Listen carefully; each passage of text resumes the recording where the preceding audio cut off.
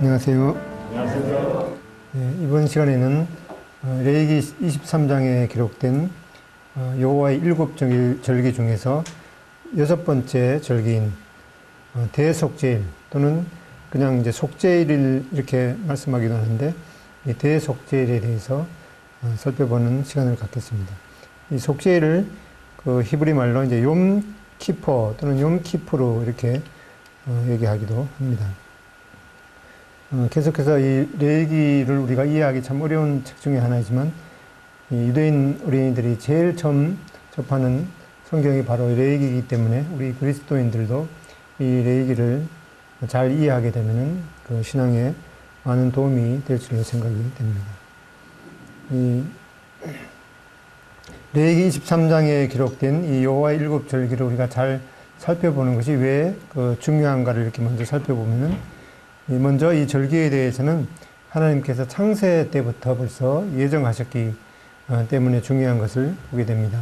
창세기 1장 14절에 보면은 하나님이 가라사대 하늘의 궁창에 광명이 있어 주야를 나누게 하라. 또 그 광명으로 하여 징조와 사시와 일자와 인원이 이루라. 여기 개역 성경에 기록된 이 사시라는 말은 개역 개정의 그 이제 단어가 이제 다른 말로 그냥 계절로 이렇게 아마 기록이 되어 있는 것 같은데, 봄, 여름, 가을, 겨울 그 사계절을 의미하는 것이 아니라 이 하나님이 어떤 구속사적인 그런 경륜에 있어서 특별한 어떤 시기를 말씀할 때 이 사용된 그 단어를 여기 쓰고 있는데, 이 모에드, 이 복수로 모에딤이라고 하는데, 이 절기에 사용되었던 이 단어하고 이 사시에 기록된 단어가 히브리어로 똑같이 이렇게 기록이 되어 있습니다.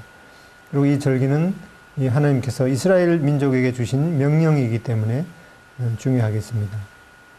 그리고 계속해서 우리가 지금까지 살펴봤던 대로 처음 4개의 절기, 유월절, 무교절, 초실절, 이 오순절은 주님의 초림 때에 주님의 죽으심과 부활, 그리고 부활 승천하신 이후에 이 오순절날에 성령님께서 강림하심으로 실제 그 날짜에 성취가 된 그런 중요성이 있기 때문에 이 여호와의 7절기를 살펴보는 것이 중요하겠습니다. 그리고 골로새서 2장 17절에 이것들은 장래일의 그림자라고 말씀하셨기 때문에 7절기가 중요하겠습니다.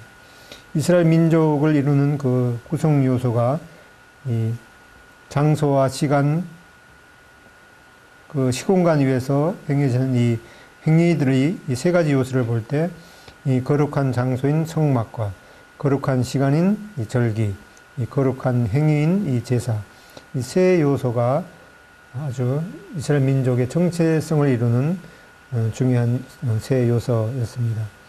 레위기 23장에 이 7 그 절기에 대해서 이렇게 말씀하고 있는데, 그 유월절, 무교절, 초실절, 오순절, 또 나팔절, 속죄일, 그 마지막 7번째가 초막절입니다.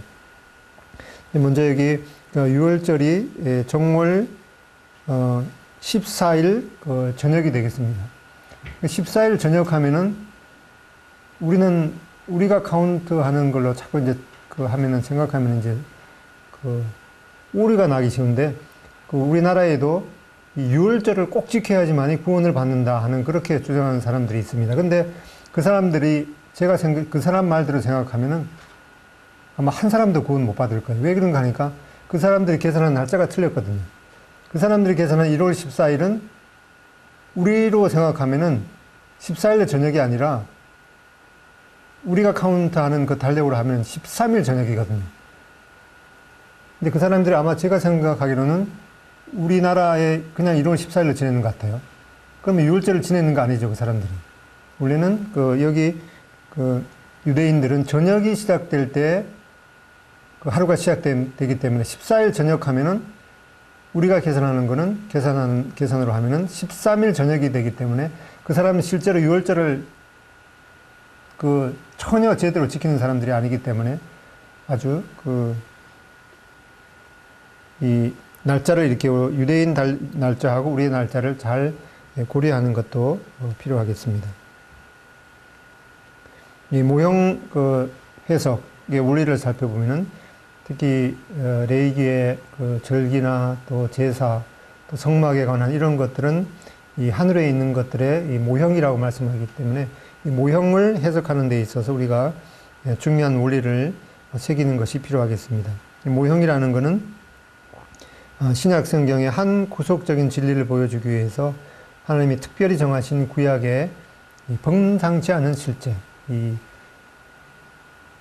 성막 같은 거는 그 성경에 어떤 상당한 많은 그런 분량을 기록되었기 때문에 그러니까 범상치 않은 거죠. 이러한 것들이 이제 모형인데 이러한 모형을 해석할 때는 역사적인 실제 상황에 타당한 관심을 두어야 하고 이것이 원형에서 성취되기까지 하나님의 백성의 후세에 대해 끼친 영향이 어떤 것인가를 주목하는 것이 필요합니다. 그리고 예표와 이 예표가 지칭하고 있는 원형 간의 주 유사점에 주의하면서 이 과도한 우화 해석, 과도한 영적 해석을 하는 것을 금해야 합니다. 그 예표적 중요성에 대한 이해와 적용을 이 신약 성도들에게 관련시켜야 합니다. 그리고 이 구약성을 읽으면서 구약성의 어떤 사건을 통해서 어떤 신약교회 성도들이 지켜야 될 그런 교리를 세우는 것은 잘못된 것이고 이 구약 특히 모형을 해석하는 데 있어서 신약 성경에 이미 확립된 교리에 비춰서 해석하는 것이 필요하겠습니다. 유대인들이 지내는 달력을 우리가 잘 알아야지 유월절을 지키지 않으면은 구원받지 못한다라고 말할 때 그 사람은 실제로 유월절을 정말 제대로 지키려면은 유대인들이 말하는 정월 14일에 지켜야 되는데 우리의 달력으로 계산하면은 13일 밤이 되는 거죠. 그런 계산을 잘 익히는 것이 필요한데 유대인은 이 음력을 기준으로 해서 어떤 날은 29일, 어떤 날은 30일 이렇게 해서 1년이 354일이 됩니다. 이것을 태양력으로 계산하면은 1년에 10하루가 차이 나기 때문에 3년이 지나면은 33일이 모자라서 거의 한 달이 모자라기 때문에 대략 3년마다 한 번씩 윤달을 집어넣게 됩니다. 그리고 이 유대인 달력은 이 달이 시작되는 것을 달이 뜨는 것을 기준으로 해서 초하루로 계산하고 그다음에 하루가 시작되는 것도 태양이 뜨는 것을 기준으로 하는 것이 아니라 달이 뜰 때 즉 저녁에부터 이제 카운트해서 하루의 시작을 이렇게 합니다. 그리고 윤달이 이제 3년에 한 달 정도 비기 때문에 약 3년마다 12번째 달에 윤달을 두어서 아달 1, 아달 2 이렇게 집어넣게 되고 정확하게 말씀드리면은 19년마다 7번씩 이 윤달을 집어넣게 됩니다. 그리고 유대민족이 바벨론에 70년간의 이 포로 생활을 있으면서 거기 바벨론 문화와 바벨론에서 사용되었던 그런 명칭들이 이 월 이름에도 같이 적용되기 때문에 바벨론 명칭을 그대로 사용하는 것이 있고 어떤 달은 두 가지 이름으로 이렇게 불리는 그런 것이 있습니다. 그리고 이 설날을 신년을 음력 7월 1일로 지내게 됩니다. 그리고 민간력으로는 창조 기념일을 그들의 전승에 의해서 기원전 3761년 10월 6일에 창조된 것으로 기념해서 이 2013년 7월 1일자가 이제 창조 후 5774년으로 달력에 기록이 되어 있고 그렇게 지내고 있습니다. 7개의 이 절기들은 특별히 이 농사를 짓는 것과 관련이 있기 때문에 이 봄철에 지내는 절기가 유월절, 무교절, 초실절, 오순절이 있고 그리고 이 가을철에 지내는 절기, 특별히 그 7번째 달인 T3월에 이 나팔절, 속죄일, 초막절이 지내게 됩니다. 그러니까 그 태양력하고 유대인 달력이 약 한 3개월 정도 차이가 나기 때문에 이 하나님께서 이스라엘 백성들이 출애굽하는 그 6월절이 있었던 그 달을 해의 첫 달로 삼게 이렇게 말씀하셨기 때문에 6월절이 있는 달이 여기 그림에 보면은 대략 그 3월, 2월 말에서 3월 그 초쯤이 이렇게 되겠죠. 그래서 3개월 정도 차이가 나고, 그리고 이제 초막절을 지내는 날이 음력 7월 1일이기 때문에 우리나라의 그 추석과 비슷한 그런 그 절기인데, 그 나팔절 절기가 3개월 정도 더 하면은 9월 말에서 10월 초쯤에 이 나팔절을 유대인들이 지내게 됩니다. 이 대속죄일에 대해서 우리가 살펴보게 되는데, 대속죄일은 7월 1일이 이 나팔절이었는데 7월 10일, 7월 달을 티시리월이라고 이렇게 얘기하기도 하고 에다님월이라고 얘기하는데 7월 10일 날 지내게 됩니다. 레위기 23장 27절에 보면은 일곱째 달 열흘날은 속죄일이다 이렇게 말씀하고 있습니다. 특히 속죄일에 대한 그런 규례가 아주 중요하기 때문에 이 레위기에서도 많은 양을 할애하고 있습니다. 레위기 16장은 특별히 속죄일에 지내야 될 그런 규례에 대해서 말씀하고 있는데, 이것은 그 개인적으로 레위기 16장을 한번 참고해 보시면 좋겠습니다. 그리고 레위기 23장 26절로 32절에 이 속죄의 규례에 대해서 다시 말씀해 주고 있는데, 이것은 한번 레위기 23장 26절로 32절까지 한번 읽어 보겠습니다. 예, 여기 32절에 보면은 중간쯤에 이달 아흐렛날 저녁, 곧 그 저녁부터 이튿날 저녁까지 안식을 지키지니라 이렇게 말씀하고 있습니다. 이 속죄일을 그 히브리 말로 이 욤키퍼 또는 욤키프로 이렇게 얘기하는데, 이 욤이라는 말은 그 해라는 뜻이 되겠죠. 그 다음에 키프라는 말은 이제 덮다라는 말이 되기 때문에 이 죄를 덮는 그 대속죄일이라는 뜻이 있습니다. 속죄일의 그 예식의 내용을 보면은 그 레위기 16장에 자세하게 기록이 되어 있는데, 먼저 이 누구든지 아무 일도 하지 말고 스스로 마음을 괴롭게 해야 된다고 말씀하고 있습니다. 마음을 괴롭게 해야 되니까 이 금식도 해당되겠죠. 그래서 레위기 16장 29절에 보면은 너희는 영원히 이 규례를 지킬지니라.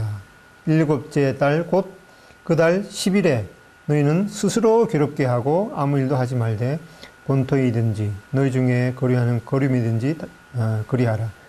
이 유대인뿐만 아니라 그 땅에 거하는 이 고름이든지 누구든지 이렇게 해야 한다고 말씀하고 있습니다.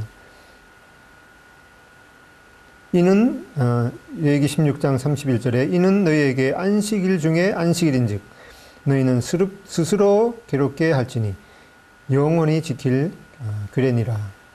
일곱째 달 이 안식일 중에 안식일을 이 속죄일로 지켰습니다. 그리고 이 속죄일 날 이 번제로 하나님 앞에 화제를 드렸죠. 수송아지와 또 수양과 그리고 1년 된 수양 7을 향기로운 번제로 드렸습니다. 민수기 29장 8절에도 너희는 수송아지 한 마리와 수양 한 마리와 1년 된 숫양 7마리를 다 흠없는 것으로 여호와께 향기로운 번제를 드릴 것이니라 이렇게 말씀했습니다. 그리고 또 고운 가루로 이 소제를 드리도록 레위기 16장에 말씀하고 있습니다. 또 민수기에서도 보면은 29장 9절로 10절에 보면은 그 소제로는 고운 가루에 기름을 섞어서 쓰되 수송아지 한 마리에는 10분의 3이요 숫양 한 마리에는 10분의 2요 어린 양 7마리에는 어린 양 한 마리마다 10분의 1을 드릴 것이니라 이렇게 이 번제와 함께 이 소제를 드리도록 했습니다. 그리고 이 속죄제를 드리라고 했는데, 이 속죄제를 드리는 때는 먼저 이 대제사장 아론 자신과 그 권속을 위해서 드리도록 했습니다. 이 제사장도 이 죄인이기 때문에 제사장도 자기 자신과 또 가족들을 위해서 속죄할 그 필요가 있다고 히브리서에도 말씀하고 있습니다. 그러니까 대제사장과 그 아론 자신과 또 그 권속을 위해서 숫송아지를 드리도록 했고, 특히 이 속죄일은 그 유대 민족 전체의 그 죄를 속하는 날이기 때문에 백성 전체를 위해서 이 염소 2마리를 준비해야 되는데, 하나는 이 여호와를 위해서, 하나는 이 아사셀을 위해서 드리도록 했습니다. 먼저 이 속죄제를 드리는 그 대상에 대해서 대제사장의 그 속죄제를 살펴보면은 자신과 이 가족을 위해서 드리도록 했습니다. 레위기 16장 6절에 보면은 아론과 자기를 위한 속죄제의 숫송아지를 드리되 자기와 집안을 위하여 속죄하고, 이 속죄일 날 이 대제사장은 속죄제를 위해서 이 숫송아지를 하나님 앞에 드리도록 했습니다. 그리고 이 이스라엘 백성 전체를 위해서 속죄하기 위해서 염소 2마리를 준비해야 했는데, 레위기 16장 15절 또 21절에 보면은 15절에 또 백성을 위한 속죄제 염소를 잡아 그 피를 가지고 휘장 안에 들어가서 그 숫송아지 피로 행함같이 그 피로 행하여 속죄제 위와 속죄소 앞에 뿌릴지니, 또 21절에 아론은 그의 2손으로 살아있는 염소의 머리에 안수하여 이스라엘 자손의 모든 불의와 그 범한 모든 죄를 아뢰고 그 죄를 염소의 머리에 두어 미리 정한 사람에게 맡겨 광야로 보낼지니라. 이 대제사장과 또 가족을 위해서 드리고 또 백성 전체를 위해서 드리는 그런 2가지 불의를 위한 제사가, 속죄제 제사가 있었습니다. 그리고 이 아사셀을 위해서 뽑힌 염소는 안수하여서 광야로 추방하게 되었습니다. 이 아사셀을 위해서 뽑힌 이 염소가 이제 그 위에 안수하면은 그 이스라엘 백성의 모든 죄가 이 아사셀 염소에게 전가되어서 광야로 보내지게 됩니다. 그런 이 장면을 생각하면서 이사야 53장 4절, 그는 실로 우리의 질고를 지고 우리의 슬픔을 당하였거늘 라는 이 말씀을 우리는 생각하게 됩니다. 그리고 이 아사셀을 위해서 염소를 드리고 또 여호와를 위해서 염소를 드리라고 했는데, 이 아사셀이 무슨 뜻인지는 이 성경학자들 간에도 다른 견해를 갖고 있는데, 그 중에 아주 쉽게 이해할 수 있는 것 중에 하나가 이 아사셀이라는 말은 염소라는 말하고 사라진다는 말에 그 합성을 하고 그래요. 그러니까 아사셀 하면은 사라진 염소라는 그런 뜻이죠. 그래서 영어도 보면은 그 아사셀 염소를 이제 스케이프 고트 이렇게 하는데, 스케이프는 이제 그 이스케이프 도망치다, 사라지다라는 그런 뜻이고, 고트는 이제 염소죠. 그래서 이 스케이프 고트가 바로 이제 아사셀인데, 이 아사셀은 바로 우리 죄를 지고 이 광야 무인지경으로 사라지는 그런 염소라고 생각할 수 있겠고, 그리고 이 아사셀 염소를 생각해 볼 때 염소 2마리는, 한 마리는 이제 죽여서 제사를 드리고 또 한 마리는 이제 즉신혼이 이제 살려 보내갖고 이 광야에 가서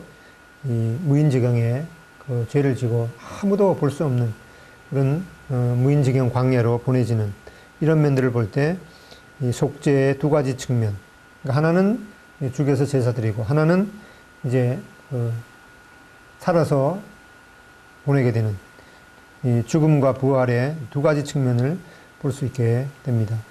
그래서 이 레위기 16장 8절에 보면은 2 염소를 위하여 제비 뽑되 염소 두 마리를 해서 어느 양을 죽일지, 어느 양을 이제 아사셀 염소로 삼아서 광야로 보낼지는 이제, 제비를 뽑는 거죠. 제비를 뽑아서, 그 중에 한 마리는 그 즉시로 이제 잡아서 제사를 드리게 되고, 또 나머지 한 마리는 이제 그 염소의 머리 위에 안수하고 이제 무인지경으로 이렇게 보내게 되는데, 보통 이 아사셀 염소를 위해서 선택한 것의 뿔에다가 이 검은 실로 이렇게 표시를 한다고 그래요. 그래서 그 두 마리 염소를 생각하면서 이 C.H. 맥킨토시라는 이 유명한 이 모세오경을 강의한 사람은 이 한 염소에게서는 하나님의 영광이 온전히 유지되고, 또 한 염소에게서는, 즉 아사셀 염소에게서는 우리의 죄들이 제거되는 것을 보게 된다고 말씀하고 있습니다. 그리고 나서 이 대제사장이 이제 1년에 한 번씩 이 속죄일날 이 지성소로 들어가게 되는데, 이 지성소로 들어갈 때 그 규칙이 이제 레위기 16장에 기록이 되어 있습니다. 먼저 보통 때는 이제 대제사장이 아주 화려한 이 에봇을 입고 있는데, 속죄일 날에는 그냥 세마포 옷만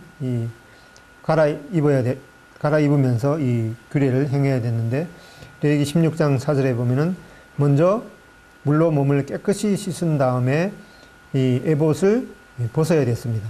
에봇을 벗고 세마포로 갈아입어야 됐고, 그 다음에 이 대제사장이 먼저 자신을 위해서 속죄제를 해야 됐죠. 자신과 권속을 위해서 숫송아지를 잡아서 속죄하고 이제 그 피를 준비해야 합니다. 그리고 향을 갖고 들어가서, 그냥 들어가면 안 되죠. 향을 갖고 들어가서 향연으로 속죄소를 가리워야 했습니다. 그렇지 않으면은 죽임을 당했죠. 그리고 숫송아지 피를 가지고 들어가서 손가락으로 속죄소 동편에 뿌리고, 또 속죄소 앞에 7번 이제 뿌려야 했습니다. 백성을 위한 또 수염소 한 마리를 잡아서 피를 갖고 들어가서 속죄소 위와 또 앞에 7번 뿌려야 했습니다. 번제단으로 이제 다시 나와서 숫송아지 피와 염소의 피를 취하여 번제단 뿔에 바르고 손가락으로 번제단 위에 또 7번 뿌려야 했습니다. 그 다음에 대제사장은 산염소, 아사셀 염소죠. 아사셀 염소의 머리에 안수하여서 백성들의 모든 불의와 죄를 전가시켜서, 미리 정한 사람을 시켜서 광야로 끌고 가서 무인지경에 놓아야 했습니다. 또 그는 이제 회막에 들어가서 세마포 옷을 벗어두고 거룩한 곳에서 몸을 씻은 후에 자기 에봇을 다시 입고 자신과 백성을 위한 번제를 드림으로 모든 절차를 끝내게 됩니다. 근데 머리 나쁜 사람은 대제사장은커녕 잘못하다가 자기가 들어가서 이 규례를 어기게 되면은 이제 죽어야 됐죠. 그렇다고 해서 뭐 손바닥에다가 메모해서 이제 들어갈 수도 없고, 그럼 어떻게 해야 됩니까? 이 속죄소를 지니기 위해서는 아침부터 이 시뮬레이션을 계속 한다고 그래요.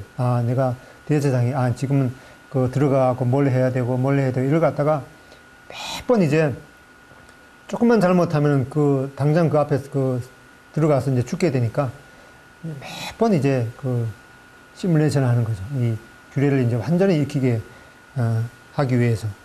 그래서 실제로 이 아론의 아들인 나답과 아비후가 이 속죄일의 규례를 어기고 제사를 드림으로 말미암아서 그 자리에서 이 불이 내려서 현장에서 직사하는 그러한 일이 벌어졌습니다. 레위기 10장 1, 2절에 보면은 이 아론의 아들 나답과 아비후가 각기 향로를 가져다가 여호와께서 명령하시지 아니한 다른 불을 담아 여호와 앞에 분향하더니, 그러니까 이 속죄소 안에 성소 안에 들어갈 때 이 향로에다가 이제 불을 피워야 되는데, 그 불은 이제 번제단에서 취한 불을 가지고 들어가야 되는데, 이 다른 불을 가지고 들어갔다가 그 2절에 보면은 불이 여호와 앞에서 나와 그들을 삼키매 그들이 여호와 앞에서 죽은지라. 이 하나님께서 이 속죄에 대한 그런 하나님께 정하신 그런 규례가 너무나 중요하기 때문에 이 하나님께서 명령하신 그 규례와 다른 규례로 이 속죄의 규례를 행하는 것을 하나님께서 결코 용납할 수 없으시기 때문에 그 하나님께서 말씀하신 그 규례 절차대로 준행하는 것은 너무나 중요한 일입니다. 그래서 신약에도 보면은 이 하나님께서 말씀하신 그런 그 복음 외에 다른 복음을 전하는 것은 천사들이 그런 것들을 하더라도 용납할 수 없다고 하나님께서 말씀했습니다. 이렇게 해서 이제 대제사장이 이 지성소로 들어갈 때는 향년을 피워서 이 속죄소를 가리워야 했습니다. 그냥 이 속죄소 위에 이 뿌려진 피, 이 대제사장뿐만 아니라 이 모든 이스라엘 백성들의 그 죄를 속하는 그런 피가 뿌려지는 것을 이제 판단하고 볼 수 있는 사람은 이 하나님의 심판의 천사와 하나님밖에 볼 수 없고 하나님만이 그것을 평가하실 수 있기 때문에 이 향년이 그 지성소 안에 들어가서 이 향년을 피워서 그 희미하게 하나님만 볼 수 있도록 그 향년을 피워서 속죄소를 가리워야 했습니다. 레위기 16장 12절로 13절에 보면은 향로를 취하여 여호와 앞 단 위에서 피운 불을 그것에 채우고 또 두 손에 곱게 간 향기로운 향을 채워가지고 장 안에 들어가서 여호와 앞에서 분향하여 향년으로 증거교회의 속죄소를 가리우게 할지니 그리하면 그가 죽음을 면할 것이다. 이렇게 말씀했습니다. 그리고 이제 여섯 번째로 대제사장은 속죄의 피를 가지고 지성소에 들어가서 그 피를 속죄소에 7번 뿌리라고 이렇게 말씀했습니다. 그리고 뿌릴 때는 그 손가락에 찍어서 뿌려야 된다고 말씀하고 있죠. 레위기 16장 14절에 보면은 그는 또 숫송아지의 피를 가져다가 손가락으로 속죄소 동쪽에 뿌리고 또 손가락으로 그 피를 속죄소 앞에 7번 뿌릴 것이다. 이 한 번도 아니고 7번. 7번이 완전한 거죠. 이렇게 7번 뿌림으로 말미암아서 이 대제사장의 뿐만 아니라 이스라엘 백성들의 모든 죄를 사하는 이 속죄 역식이 완전하게 그 피쁨이 그 7번 뿌림으로 말미암아서 완전하게 속죄가 된 것을 말씀해 주고 있습니다. 이 완전한 속죄죠. 자신뿐만 아니라 자기 가족과 또 이스라엘 백성 전체를 임하는 그런 속죄소를 속죄일 날 드렸습니다. 그러면 이 죄가 사해지는 속죄의 범위가 어디까지인가 말씀할 때 레위기 16장 21절에 보면은 아론은 그의 두 손으로 살아있는 염소의 머리에 안수하여 이스라엘 자손의, 여기 중요한 말이죠, 모든 불의 또 그 범한 모든 죄를 아뢰고 그 죄를 염소의 머리에 두어 미리 정한 사람에게 맡겨 광야로 보낼지니라.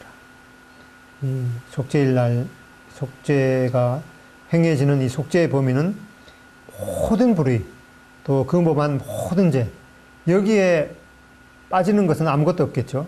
모든 불의 또 그 범한 모든 죄에 빠지는 것은 아무것도 없습니다. 그러니까 아무튼 이스라엘 자손이 범한 이스라엘 자손의 모든 이 죄와 이 불의가 1년에 한 번씩 그 7월 10일 날 행해지는 속죄일 날 행해지는 그 속죄일 날 다 그 1년치의 그 죄가 다 그 이제 사함을 받는 거죠. 그리고 그 후에 일어나는 것은 또 그 다음 해에 오는 이 속죄일 날 또 모든 그 불의가 그 속죄하고 이렇게 1년에 한 번씩 계속해서 이 속죄제를 통해서 그들의 그 모든 죄가 속죄가 되었습니다. 우리 신약 성도들에게는 이 요한일서 1장 9절에 있는 것처럼 만일 우리가 우리 죄를 자백하면 그는 미쁘시고 의로우사 우리 죄를 사하시며 우리를 모든 불의에서 깨끗하게 하실 것이요. 이렇게 말씀하고 있습니다. 여기 특별히 신약 성도들에게 죄가 사해지는 이런 규례를 말씀하실 때 자백을 하면은 이 모든 불의가 사해진다. 이것이 뭐 간단한 일 같지만은 어떤 면에서 하나님 앞에 모든 죄를 사해달라고 용서를 빌면 보통 사해주겠다. 보통 사람들의 거래는 너가 용서를 빌면은 사해주겠다. 이렇게 말할 수가 있는데 하나님 앞에서는 하나님 앞에 용서를 구하는 것은 어떤 면에서 그냥 자기가 잘못을 인정하지도 않고 그냥 용서해 주세요. 이렇게 할 수도 있겠지만 여기 조건을 자백한다는 것은 하나님 앞에 내가 정말 죄인입니다. 그리고 하나님께서 어떠한 처벌을 내리시라도 그것은 옳습니다. 하고 그렇게 고백하는 것이죠. 이것이 하나님 앞에 용서를 구하는 것보다도 더 큰 어떤 의미가 있는 것임을 보게 됩니다. 아무튼 신약 성도들에게는 하나님 앞에 모든 죄를 자백하면 하나님 앞에서 정말 자기 자신을 돌아보면서 하나님이 어떠한 판단과 평가를 내리실지라도 그것은 옳습니다. 라고 그렇게 자백하는 마음일 것입니다. 그것은 이제 우리가 레위기 14장에 보면은 나병 환자가 정결함을 받게 되는 규례를 말씀하실 때에도 이제 새 한 마리는 이제 피를 흘려서 잡고 그러니까 두 마리 비둘기를 준비하는 거죠. 한 비둘기는 이제 잡아서 피를 흘리고 또 한 비둘기는 잡은 비둘기에서 흘리는 피를 이제 묻혀서 이제 날려 보냈습니다. 이런 걸 통해서 주님의 죽으심과 부활을 나타내는 것을 보게 되는데 이 두 마리 염소를 통해서도 그와 비슷한 의미가 있는 것을 보게 됩니다.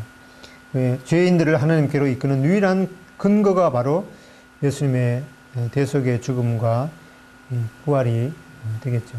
로마서에서도 말씀하셨듯이 그는 우리의 범죄함을 위해서 내어줌이 되고 또 우리를 의롭다 하시기 위해서 살아나셨느니라. 주님의 죽으심과 부활이 바로 우리를 하나님께로 이끄는 근거가 됨을 보게 됩니다.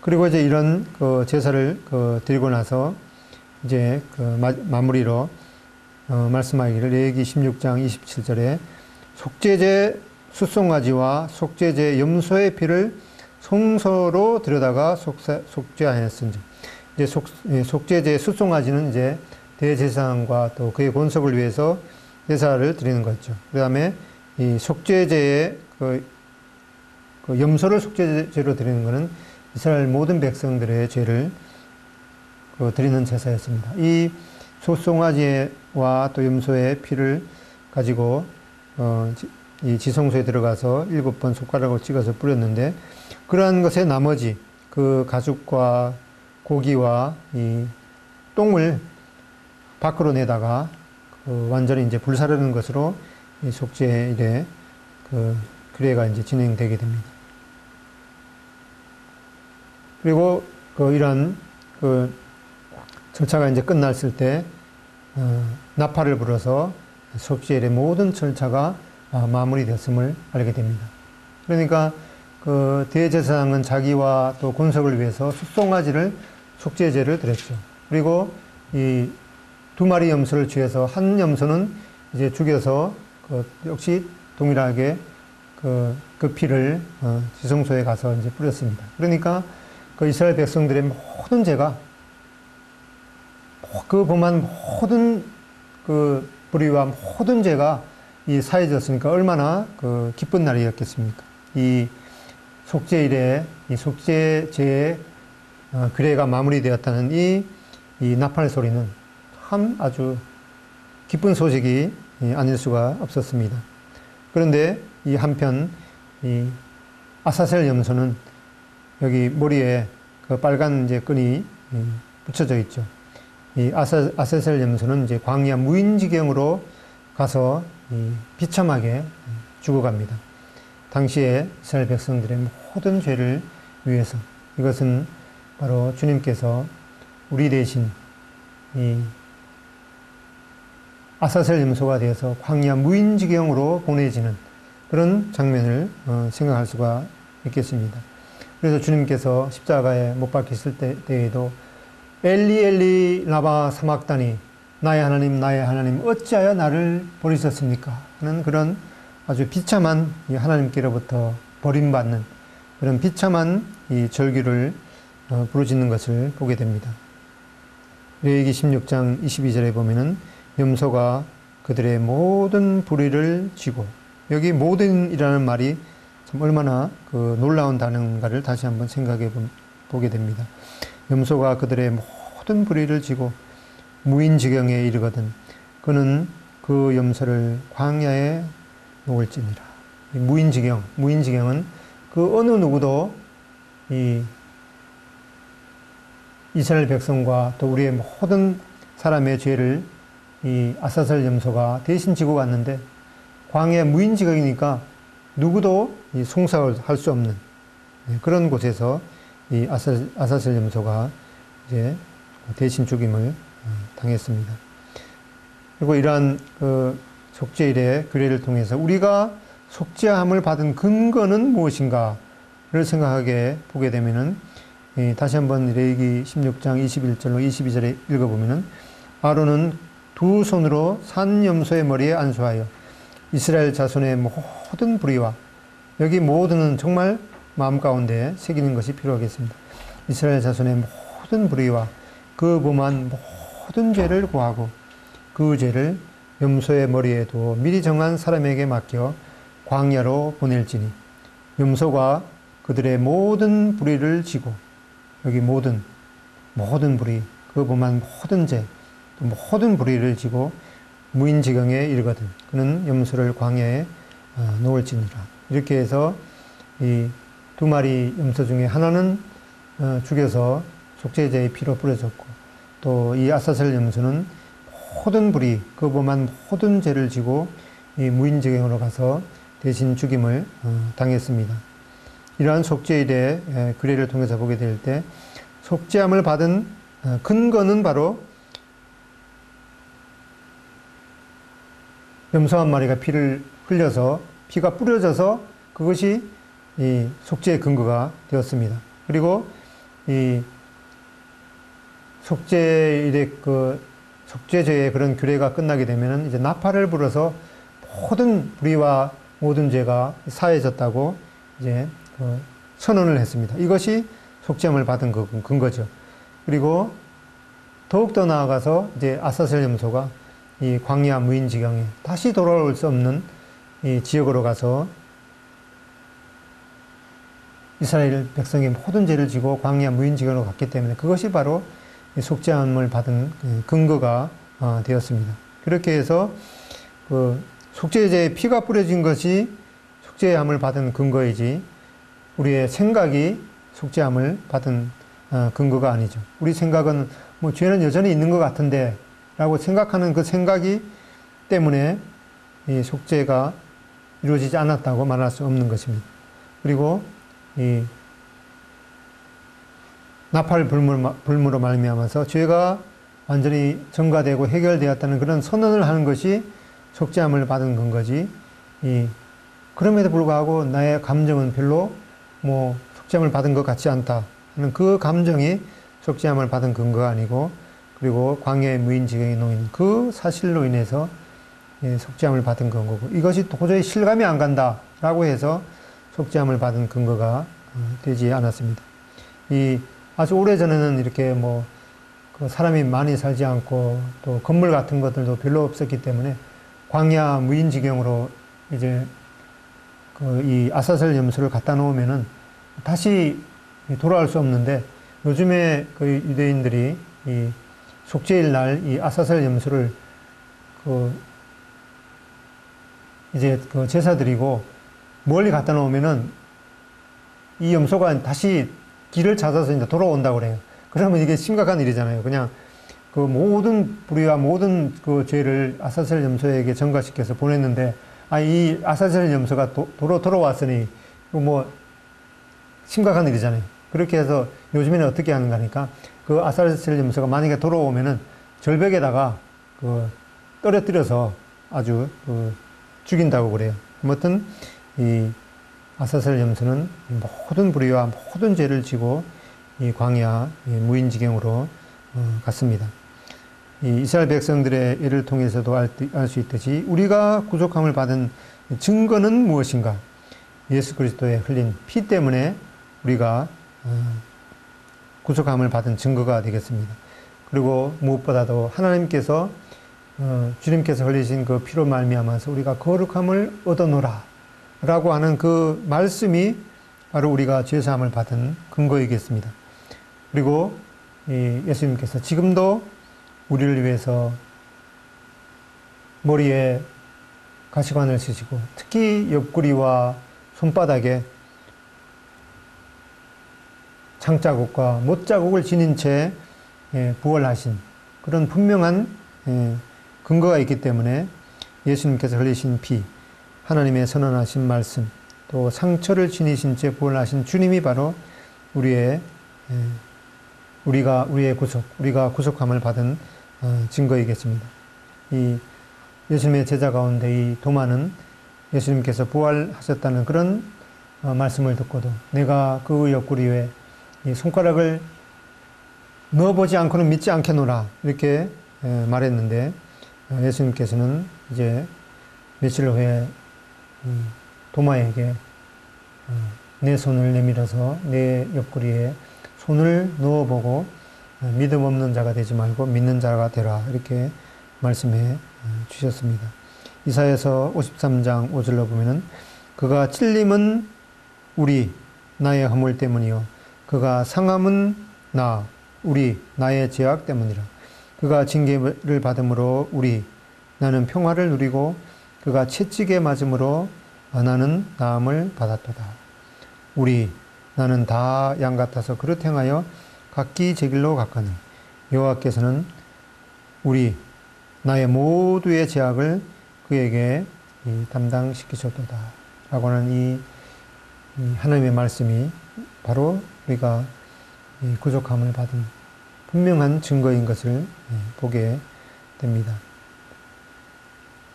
7가지 그 절기 중에서 주님의 출임과 관련해서 이미 성취된 그런 절기들이 유월절과 무교절과 초실절 또 오순절이었고 또 주님의 그 재림과 관련해서 실제적으로 이제 성취될 그런 절기가 나팔절과 속죄일, 초막절이 되는 것을 살펴보게 됩니다. 이 속죄일의 그 교훈에 대해서 마무리해 보면은 이 그리스도께서 바로 이 속죄일의 모형의 그 실체가 되는 것을 보게 됩니다. 요한복음 19장 30절에 보면은 예수님께서 십자가에서 달리셨을 때 다 이루었다라고 말씀하신 것은 구약의 이러한 여러 제사와 또 절기들을 통해서 예수님께서 속죄의 이런 모든 일을 이루신 것을 선언하시는 것을 보게 됩니다. 그리고 히브리서 10장 12절에 보면은 오직 그리스도는 죄를 위하여 한 영원한 제사를 드리셨다 이렇게 말씀했는데 이스라엘 백성들은 1년에 한 번씩 대속죄일에 그들이 그때까지 지은 모든 죄가 사해졌는데 예수님께서는 단 한 번의 제사, 단 한 번의 십자가에서 죽으신 그 사건을 통해서 영원한 두 번 다시 필요 없는 영원한 제사를 드리신 것이라고 말씀했습니다. 속죄일은 이스라엘 민족의 전체의 죄를 속죄하는 날로서 이스라엘 민족은 계시록에 기록된 7년 환란을 통해서 자신들이 범한 죄, 특히 그들이 그리스도를 거절한 죄를 회개하고 주님 앞에 서게 될 것을 말씀해 주고 있습니다. 스가랴서 12장 10절로 14절에 보면은 내가 다윗의 집과 예루살렘 주민에게 은총과 간구하는 심령을 부어주리니 그들이 그 찌른 바 그를 바라보고 그를 위하여 애통하기를 독자를 위하여 애통하듯 하며 그를 위하여 애통하기를 장자를 위하여 통곡하듯 하리로다. 그날에 예루살렘에 큰 애통이 있으리니 무기토 골짜기 하다 드림몬에 있던 애통과 같을 것이라. 온 땅 각 족속이 따로 애통하되 다윗의 족속이 따로 하고 그들의 아내들이 따로 하며 나단의 족속이 따로 하고 그들의 아내들이 따로 하며 이런 환란을 통해서 유대 민족들은 그들이 범한 죄, 특히 그리스도를 범한 죄에 대해서 회개하면서 주님 앞에 서게 될 것입니다. 그렇지만 스가랴서 13장 1절에 보면은 그날에 죄와 더러움을 씻는 셈이 다윗의 족속과 예루살렘 주민을 위해서 열리리라 이렇게 약속해 주고 있습니다. 이 속죄일의 규례를 통해서 유대 민족들은 1년에 한 번씩 그들이 범했던 모든 죄들에 대해서 속죄함을 받았는데 예수님께서 행하신 단 한 번의 제사를 통해서 영원히 영단번에 우리의 모든 죄를 대속하신 그런 놀라운 은혜를 받은 자인 것을 생각하고 주님 앞에 감사하는 마음을 갖게 됩니다. 감사합니다.